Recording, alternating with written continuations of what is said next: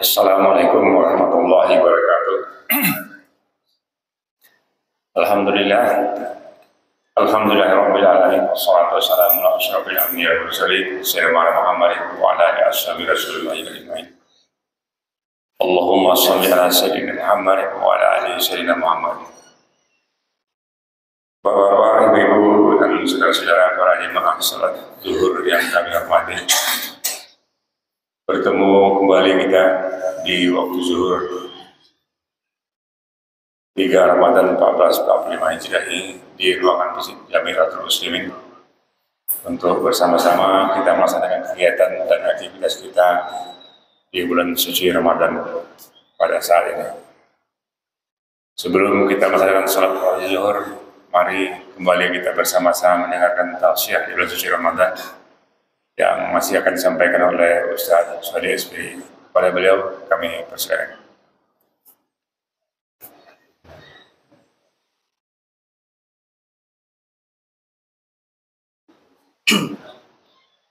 Bismillah. Assalamualaikum warahmatullahi wabarakatuh. Alhamdulillahi ala ni'amihi allati la tu'ad wa ihsanihi alladhi la yuhad. Ashhadu an la ilaha illallah wahdahu la syarika lahul wahidul ahad. Wa ashhadu anna sayyidana wa nabiyyana Muhammadin al-mumajjad. Allahumma salli wa sallim wa barik ala sayyidina wa maulana Muhammad wa ala alihi wa ashabihi wa azwajihi wa atba'ihi ila akhiril abad. Amma ba'du, bismillahirrahmanirrahim. Wa nafsi wa ma sawwaha fa alhamaha fujuraha wa taqwaha. Shadaqallahul azim. Bapak-bapak, ibu-ibu, saudara-saudari, kaum muslimin wal muslimat, sidang salat zuhur, sidang jemaah salat zuhur rahimakumullah. Alhamdulillah, puji dan syukur kita kehadirat Allah Subhanahu wa taala atas segala nikmat yang Allah selalu karuniakan kepada kita. Semoga dengan selalu mensyukurinya pula Allah bimbing kita untuk memanfaatkan nikmat-nikmat itu di jalan yang Allah ridhai pula. Amin ya rabbal alamin. Salawat dan salam kepada junjungan kita Nabi Muhammad sallallahu alaihi wasallam. Allahumma salli wa sallim wa barik ala sayyidina Muhammad wa ala ali sayyidina Muhammad. Bapak Ibu yang saya muliakan, di zaman Rasulullah sallallahu alaihi wasallam dalam pasukan kafir Quraisy ada seorang jawara yang tidak pernah terkalahkan dalam duel yang bernama Amr bin Wad al-Maliki. Beliau satu ketika pun dalam sebuah peperangan menantang siapa yang duel, sehingga para sahabat, rata-rata para sahabat Rasulullah pun ciut, mentalnya terkalahkan sudah sebelum duel kalau beliau yang menantang. Walaupun beliau berumur lebih kurang 80 tahun, namun dalam memainkan pedang sangat piawai sehingga sering mengalahkan kaum muslimin. Namun kali ini Sayyidina Ali rahimahullah meminta izin kepada Rasulullah untuk menantang beliau. Pertama kali memang Rasul tidak mengizinkan karena faktor umur. Ketika itu Sayyidina Ali hanya berumur 25 tahun. Namun ketika Sayyidina Ali meminta sampai 3 kali, Rasul pun mengizinkan. Ammar ini pun marah karena tidak seimbang dengan usia dan pengalaman. Akan tetapi karena tantangan Ali, beliau pun melayani Ali. Namun dalam duel tersebut rupanya kali ini kemenangan di tangan Sayyidina Ali. Ali berhasil merubuhkan beliau. Namun ketika beliau terdesak dan tinggal satu langkah untuk membunuh beliau, namun si Ammar ini meludahi wajah Sayyidina Ali. Dan ketika itulah Sayyidina Ali menahan tangannya tidak membunuh pada si Ammar ini. Walaupun akhirnya beliau terbunuh juga di tangan Sayyidina Ali. Ketika dipertanyakan kepada Sayyidina Ali, kenapa beliau tidak membunuh ketika diludahi oleh Ammar? Apa jawaban beliau? Beliau menjawab, ketika dalam duel, dalam perang, memang saya lillahi ta'ala akan merobohkan beliau. Karena Allah subhanahu wa ta'ala. Akan tetapi ketika Ammar ini meludahi wajah saya tidak jadi membunuhnya karena saya khawatir, saya takut. Kalau saya membunuh bukan lillahi ta'ala lagi, tetapi adalah karena nafsu amarah saya kepadanya. Pelajaran yang dapat kita ambil dari sini, sebagaimana juga yang sering dipesankan oleh para ulama tasawuf, bahwa sesungguhnya di dalam kebaikan pun, di dalam kita beribadah dan taat pun kepada Allah, bahwa di sana juga sering ada dorongan hawa nafsu. Maka oleh karena itu para ulama menesankan bahwa sesungguhnya sebahagian kewajiban kita ketika kita berbuat amal saleh, maka tetaplah kita berburuk sangka kepada diri kita.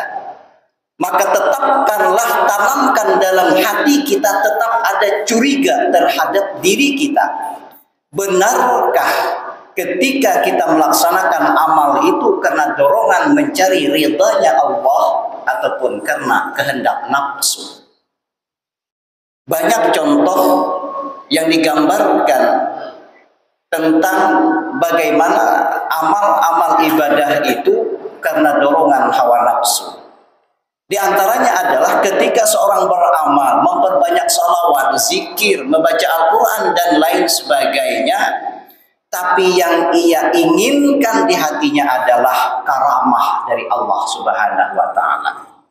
Dia pinta kepada Allah, maksudnya ketika ia beramal, berwirid, berzikir itu adalah ingin menjadi waliullah. Kalau ini niat, kata ulama, tidak akan mencapai seorang hamba kepada wali atau mendapatkan karamah. Dan ketika niatnya ke sana, maka itulah bahagian daripada dorongan hawa nafsu. Ada orang-orang yang beramal, membaca Al-Quran, membaca ayat-ayat tertentu, tapi tujuannya adalah untuk menyingkap hal-hal yang gaib agar Allah bukakan ke dalam hatinya, sehingga ia tahu hal-hal yang gaib. Ini contoh orang yang beramal, orang yang beribadah kepada Allah karena dorongan nafsunya. Sebagai contoh yang tersering terjadi adalah ketika seorang melaksanakan banyak amal, banyak ibadah adalah ketika ia ingin memposisikan dirinya di kalangan masyarakat. Ketika ia rajin berjamaah, rajin membaca Al-Quran, rajin bersedekah, tapi yang diinginkan adalah kedudukan di hati manusia. Yang ia inginkan adalah pangkat dan derajat di hadapan manusia. Maka oleh karena itu, ketika kita tertarik untuk bersedekah dengan sejumlah yang mungkin bisa diperhitungkan, maka tahan dahulu. Kalau ulama tasawuf begitu, tahan dahulu, pertanyakan hati kita, apa dorongan hati kita sehingga kita begitu tergiurnya untuk bersedekah dengan jumlah yang banyak. Demikian juga dengan ibadah yang lain. Atau selama ini kita sudah nyaman beribadah dengan bersalawat umpamanya, atau zikir 1000, zikir 1 hari dan lain sebagainya. Dan coba untuk meneliti diri kita, apakah ini dorongan nafsu atau ikhlas karena Allah. Coba berapa lama kita berzikir, maka pakailah waktu itu untuk berpindah kepada ibadah yang lain. seperti mengerjakan sholat sunnah, seperti membaca Al-Quran. Karena fadilahnya, keutamaannya, keistimewaannya di sisi Allah, hal-hal yang demikian itu adalah sama saja derajatnya. Ketika seorang hamba berpindah kepada amal lain dan ia tidak merasa nyaman dengan amal yang barunya, maka ulama menjelaskan ini bahagian bahwa sesungguhnya dorongan itu adalah karena nafsu. Atau sebenarnya kita punya kewajiban yang harus diqadha, yang harus dibayar. Akan tetapi kita masih merasa nyaman dengan ibadah sunnah, masih enak dengan melakukan yang sunnah-sunnah, tetapi yang wajib tidak kita tunaikan. Ini juga adalah contoh dorongan nafsu. Sama ketika kita memberikan infak, ketika kita bersedekah, sukanya bersedekah kepada orang lain, orang-orang yang jauh, teman-teman jauh, tetapi tidak bersedekah dengan kerabat, tidak bersedekah dengan orang tua, saudara. Ketika dia bersedekah dengan kerabat, ada hati merasa tidak nyaman. Ini tanda keikhlasan yang dipertanyakan. Ini satu tanda bahagian bahwa sesungguhnya ibadah itu sudah disusupi oleh hawa nafsu. Inilah sebahagian contoh yang digambarkan oleh para ulama bahwa sesungguhnya tetaplah kita curiga terhadap diri kita.